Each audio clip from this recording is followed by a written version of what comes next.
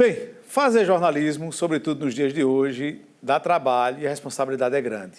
E o jornalismo político aqui no Brasil está ficando cada vez mais desafiador diante de tanta tensão, polarização, radicalização.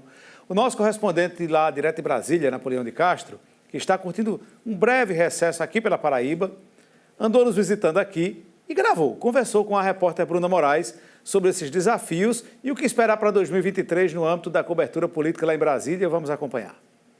Estamos recebendo aqui na Rede Ita o jornalista Napoleão de Castro, ele que faz essa ponte, com essa ponte política lá do Distrito Federal, aqui com Campina Grande, trazendo essa cobertura para a Rede Ita. Napoleão, primeiro seja muito bem-vindo, E aí eu queria que você dissesse para o nosso telespectador como é que funciona essa sua rotina lá em Brasília. Pois é, primeiro que tudo cumprimentar o nosso telespectador, desde o nosso presidente, doutor Dalto, com quem estive há pouco, o nosso Anchieta, toda a equipe. Sem citar nomes, porque senão a gente passa aqui o programa só citando nomes, mas agradecer a todos, sempre pelo carinho, pela atenção.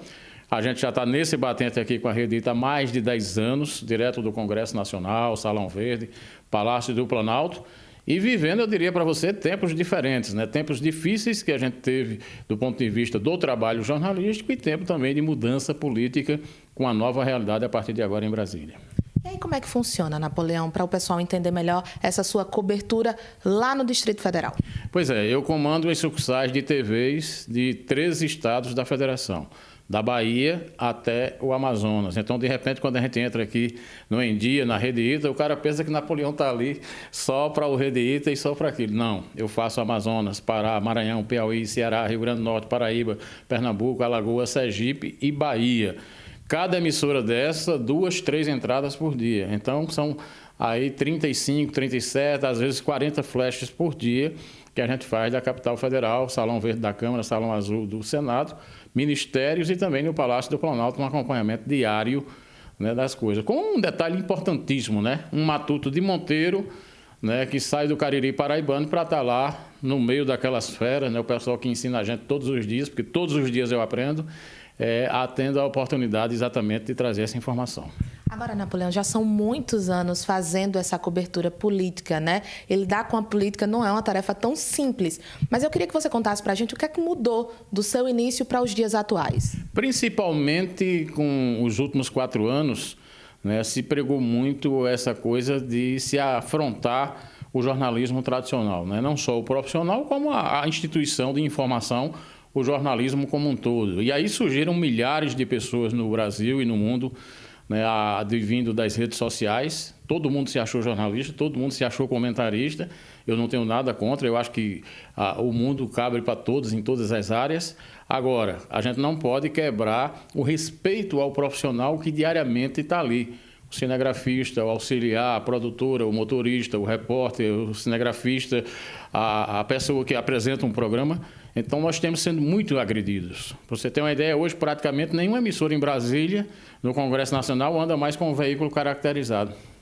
Porque onde passa, você recebe uma agressão. O cara quer quebrar o retrovisor, quer quebrar o carro, quer jogar uma pedra, quer fazer uma agressão ao profissional. Isso me deixou muito triste.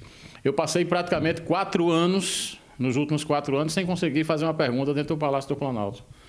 Então, quando eu consegui fazer agora em dezembro, com o vice-presidente Geraldo Alckmin, que estava no processo de transição, fazendo um fechamento com Ciro Nogueira, eu diria para o nosso telespectador, com toda honestidade, eu chorei.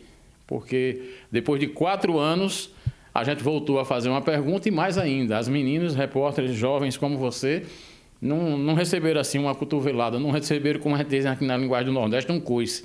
Elas perguntavam e tinham respostas. Então, isso é muito importante. Mas o momento ainda é de reconstrução de tudo isso. Pra você ter uma ideia, hoje na Câmara Federal, só está no Salão Verde quem tem base em Brasília. Antigamente você tinha o cara lá da rádio, do interior do Nordeste, você tinha uma revistazinha, tinha um portal, tinha um blog.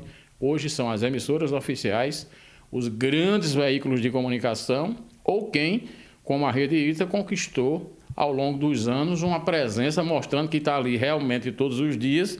Então, criou, na primeira secretaria da Câmara e na primeira secretaria do Senado, que é quem credencia o profissional de imprensa, um respeito a ponto de permitir que a gente esteja lá também diariamente fazendo esse trabalho.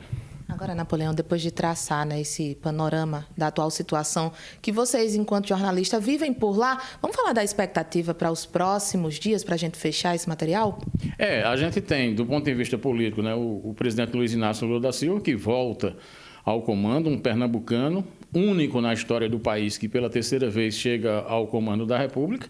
E aí não se discute aqui, aliás, essa é uma linha da característica da isenção do grupo da Rede Ita, né? A gente não tem partido, a gente tem opinião e a gente tem informação. Então, para mim, tanto faz ser o presidente Bolsonaro, o presidente Lula, quem seja. O que a gente está ali é para acompanhar exatamente a informação, a notícia. Vamos viver um novo momento, uma eleição difícil que a gente tem agora, dia 1º de fevereiro, uma quarta-feira, para as mesas diretoras da Câmara e para a mesa diretora do Senado. Na Câmara, já muito bem encaminhado. Tivemos, inclusive, de ontem para hoje, toda a bancada paraibana declarando apoio e voto a Arthur Lira, mas no Senado ainda tem uma disputa que pode, de repente, gerar uma surpresa. E, a partir disso, pode advir alguma coisa em relação à Paraíba, porque se nós analisarmos os 9 estados do Nordeste, hoje a Paraíba é o menos prestigiado do ponto de vista de indicação. Maranhão tem 3 ministros, Ceará tem 2, 3 ministros, Bahia tem 3 ministros, Pernambuco. A Paraíba, até agora, só a presidente do Banco do Brasil e muito mais por uma conquista pessoal do que, indiscutivelmente, uma indicação política. Eu acho que a Paraíba merece mais e até a nossa classe política tem que prestar atenção direitinho, né, que a gente teria que ter um espaço de representação maior nesse momento. Importante entrevista, né, do Napoleão de Castro, que é há muitos anos, né, essa cara da Rede Ita lá em Brasília.